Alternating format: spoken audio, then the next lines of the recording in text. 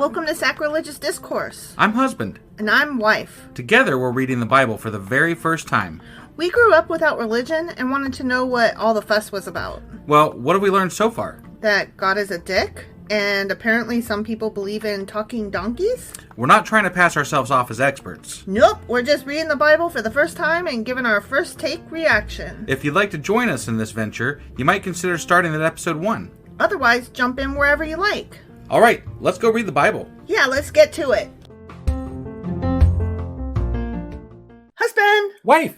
Do you know where the hell we are and what the hell we're doing? Well, we're in Isaiah. We are. And we just finished Isaiah chapter 26. We did. Which had fucking God zombies in it. And I loved it. It was great. It was awesome. I don't think they were zombies. They were fucking zombies. But I appreciate your enthusiasm. I am very enthusiastic about God zombies. It's amazing. What about non-God zombies? I mean, any zombies are pretty cool. Yeah, I think so too. Not in real life. I don't want to see zombies in real life. But like fictional zombies and God zombies are all right. I swear to God, we're going to have zombies in our backyard one day. No zombies. And we'll put up a sign that says no zombies. That'll keep them away.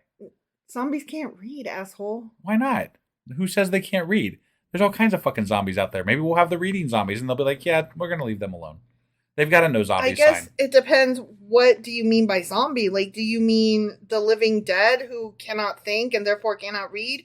Do you mean the medically altered living, like from 28 Days Later? Do you mean, I don't know, like, do they still have brain? Like, what makes them a zombie? Do they eat people? Yeah, sure. Because if they can read, but they eat people, their reading ability is irrelevant if they're just coming to eat people. I suppose you're probably right. Yeah. I am absolutely right. I have given a lot of thought to zombies because they terrify me. You really have. Like, we'll be outside and they'll be shuffling somewhere over in the distance and you'll be like, is that a zombie? Giving away my secrets. It's true, though. I'm so fucking scared that zombies will be real one day. Even though I know that there's no such thing as zombies. Yeah, right. I know this. So anyway, yesterday we read Isaiah chapter 26. We did. Which means that today we're going to be getting into Isaiah chapter 27. All right, let's do this. Okie dokie.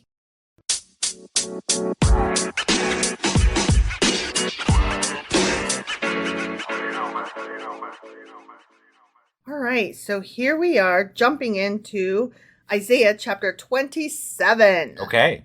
In that day. You know. It's always that day or during those times. Yeah.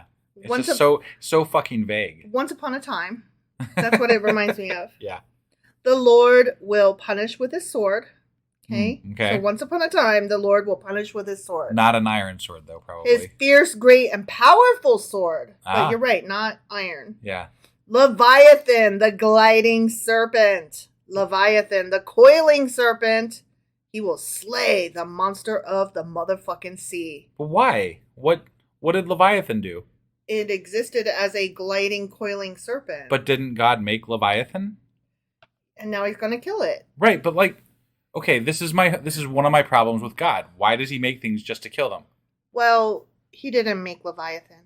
He didn't? He didn't make knowledge. Remember, knowledge is a separate No, that was wisdom. Bitch. Wisdom. My bad. And it doesn't really say that he didn't make it. It said it was over there. Separate. And so maybe it got made at the same time. But like hypothetically though, well, God made everything. So Leviathan. There are people who equate Leviathan to Satan. Right.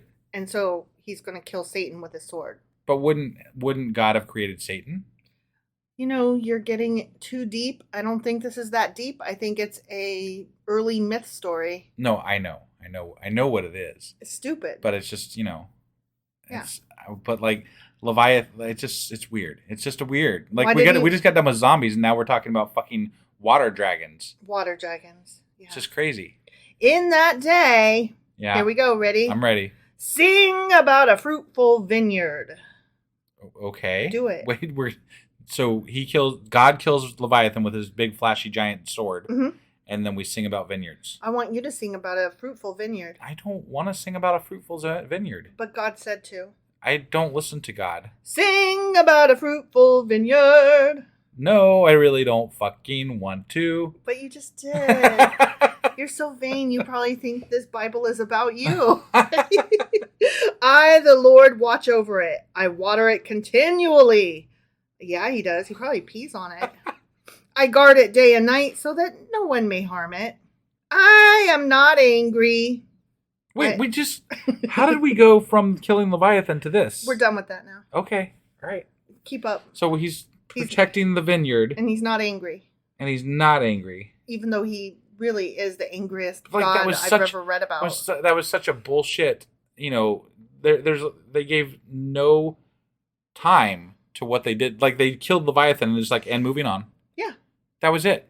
This is not a story that appears. I feel really bad for Leviathan. Like, you're this big giant monster that existed sort of in the Bible, and then it's just I'm gone now. I mean, God killed me. He was also in Job and in Psalms. Yeah. And he wasn't given much measure there as well. I know, but Leviathan. Right. So anyway. If only there were briars and thorns confronting me, I would march against them in battle. I would set them all on fire. Oh. Or else let them come to me for refuge. Let them make peace with me. Yes, let them make peace with me. Okay. That's his song. So this is like him protecting his people, mm-hmm. and he's going to save them from people that are trying to fight them. And Leviathans. And Leviathans, yeah. Sure. Yeah. Okay. In days to come, Jacob will take root. Israel will bud and blossom and fill all the world with fruit. Yay! Now Israel's doing good again, apparently. No, it will do good again. Will do good again someday, sometime. Mm-hmm, mm-hmm. Has the Lord struck her as he struck down those who struck her? Meaning... I'm sorry, what? Okay, so you know how the Lord struck other places? Yeah. And he was like, boom, you suck. Boom, you suck too. Right. Right? I thought one of those places was Jerusalem, though. But that's the question. Has the Lord struck down her as Israel as much as he struck the other places? Oh, I see. So he struck, but just not as much. Right. He's like, I let you guys sort of survive. Remember the remnants. You guys only sort of suck. Remember how we covered that a while back? Yeah. Israel only sort of sucks. It sucks less than the other sucky people. Right, yeah. Yeah. Has she, Israel, been killed as those were who killed her? I mean, ask the ones that are dead. Right? By warfare and exile, you contend with her. With his fierce blast, he drives her out, as on a day the east wind blows. You blow. By this, then, will Jacob's guilt be atoned for. And this will be the full fruit of the removal of his sin, when he makes all the altar stones to be like limestone crushed to pieces. No Asherah poles or incense altars will be left standing. They keep saying that over and over and over again. And yet we keep having to talk about them. Particularly the Asherah poles. Right, yeah. I actually want an Asherah pole in my backyard. I mean, right? Because he's tried so hard to get rid of all these things, and they just keep being there. And he's like, you guys are all going to forget about those. And I'm like, I didn't, though. Right. And I really want one. And now with mentionitis in the Bible, we kind of want one. Not to worship or anything. No, just to fucking have it. Just for the fuck of it. Yeah. We have an Asherah pole. Yep. What you gonna do, bird? I mean, right? Yeah. The fortified city stands desolate, an abandoned settlement, forsaken like the wilderness. There the calves graze, there they lie down, they strip its branches bare. When its twigs are dry, they are broken off, and women come and make fires with them. For this is a people without understanding. So their maker has no compassion on them, and their creator shows them no favor. Are we talking about non-Israelites here? I'm assuming? I don't know. Okay. Sounds like maybe. Right. In that day... That one. Once upon a time, yeah, the Lord will thresh from the flowing Euphrates to the Wadi of Egypt. Remember, a wadi is a body of water. Okay, yeah. Okay. Yeah. And so that's that's a big amount of space. So that's from over and that's a big amount of space. So. And you, Israel, will be gathered up one by one, and in that day a great trumpet will sound. Those who were perishing in Assyria and those who were exiled in Egypt will come and worship the Lord on the holy mountain in Jerusalem. The end. Oh, so he's sounding the trumpet, bringing everybody home, and and people apparently he said that other people they could choose to not fight and and choose to worship him, I guess. Yeah. So they're allowing people in at this point, maybe, sort Mm-hmm. of. But as I recall, if you are not a true Israelite and you accept God from outside, you're not ever fully Accepted a real in. Israelite. You're like a second class type Mm-hmm. God worshiper at that point or something. Now, I am about to say something controversial, but I want it understood ahead of time that I'm merely delivering the words that I have read. Okay. Yeah. I have read that where it talks about from the flowing Euphrates to the Wadi of Egypt, that is one of the possible origins of the term from the river to the sea. Oh, I see. Which... Well, and much of Islam is based off of Old Testament. I mean, like it's similar. It's all Abrahamic. Sure. You know, like so, like a lot of the stories are the same. And I don't know enough to speak to that intelligently. I don't either, and I don't to. subscribe to anything that even hints of anti-Semitism or wiping out a Jewish population, right? Which that term has the connotation of at this point. Whether that's what it originally meant, that is now how it is perceived. Sure. So that's why I prefaced my statement with, that is a controversial thing to say, and I'm merely delivering what I have read. Right. I would like to say that from my perspective, it's also controversial to be fully on the side of Israel. Oh. At this point, yes. too. Oh, 100%. Yeah. I mean, I was talking just about the phrase. Yeah, no, I know. I just wanted to state out loud that, like, I'm not real happy with what they're doing over there. Oh, I'm not either. At all. Like I said, it's a controversial thing. I think we're both trying to tiptoe around not saying anything because we're a little out of our depths and we don't want to piss people off or be offensive and say the wrong things when we don't know enough about it. No, but I do think that given the circumstances and how many people are dying, that there needs to be a discussion as to how we pull back from this, how we get out of this, how we stop doing what is happening. And we had somewhat of a discussion about that topic, but I think that is separate from the scope of this episode. Yeah, totally. And so that's why I just wanted to say, hey, so that phrase is a thing, and I don't like it, and that I'm getting signals from wife here to move along and, and shut my goddamn mouth. Shut your goddamn mouth. All right. Only because we already had a discussion about the Palestinian-Israeli conflict. Yeah, and actually, we can link to that in our show notes. So I will do that.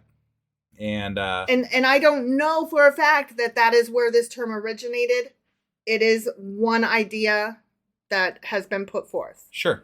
Okay.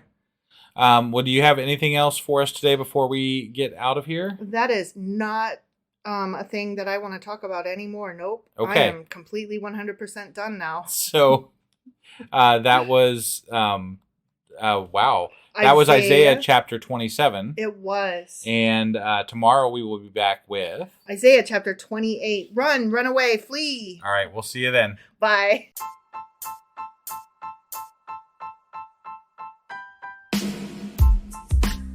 Hey, wife, I guess that's the end? But husband, that's just sad. It doesn't have to be. We are on lots of social media platforms like Twitter. Our handle there is sacrilegious_D. For D's nuts. Oh my God. Stop doing that. Anyway, we're also on Facebook, Instagram, and Pinterest. There's a link to all of our social media sites at our website. Ooh, we have a website? Yeah, it's sacrilegiousdiscourse.com, where you can also find a link to our merch shop. We have a merch shop? Yep, we have podcast-themed clothing, mugs, notebooks, and more, as well as an atheist and science-themed products.